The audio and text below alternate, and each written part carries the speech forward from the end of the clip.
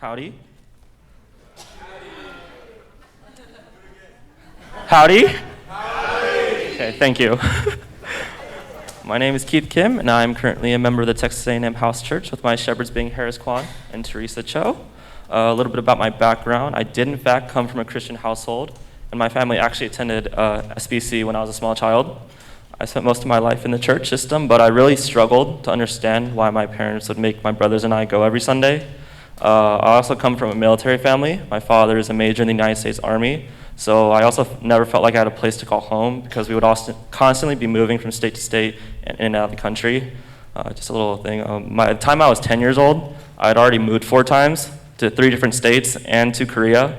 And while I never resented being a military brat, as I got older, I began to feel like church was just another thing that would be ripped away from me when we would just be shipped off somewhere else again.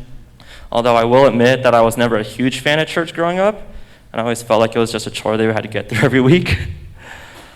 And while I was baptized when I was much younger, I did not truly understand what it meant to receive Jesus. So as Pastor Eric puts it, I wasn't baptized, I just got wet.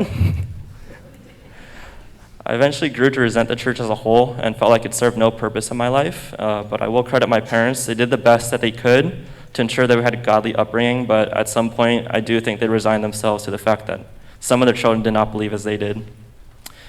It was after we moved to California that we stopped going entirely, and I stepped away from my faith completely.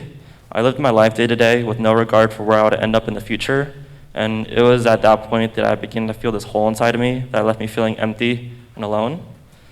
And after moving back to Texas to attend university, I spent my first year distracting myself from that feeling building inside of me, instead of trying to figure out what exactly was causing the pain. I would only attend church every now and again, only when I was visiting my girlfriend, but never for my own sake. It was always for her. It was only after transferring to Texas A&M University and living on my own that I was forced to face the worst parts of myself, which is what ultimately made me realize that there was something missing in my life. And it was that winter that I decided to start regularly attending church again, but that emptiness inside of me didn't disappear.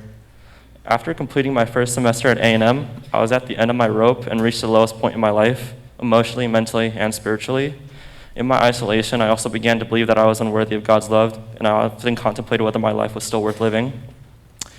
And this is going to sound pretty weird, but it wasn't until March of this year that I was introduced to Harrison House Church after I posted a picture of my new A&M hat on my Instagram story.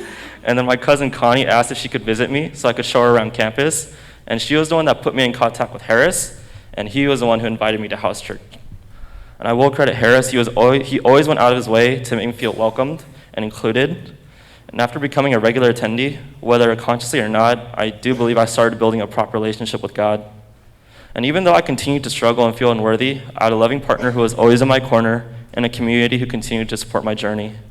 They built an environment for me that allowed my faith to grow, and after I heard about RJM, I made a decision to finally learn what it means to receive Jesus and become a Christ follower. Attending the meeting was a massive eye-opener, and it was exactly what I needed to hear in order to open my heart to Jesus. I was always afraid that I wasn't good enough and that I was unworthy of being saved, but after listening to Pastor Eric lay down the law, frankly, I felt like an idiot for letting my fear get in the way of my salvation, which in retrospect sounds even more stupid.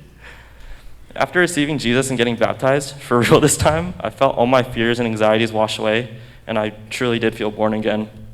While it has literally only been 1 week since I've been baptized, I feel truly at peace.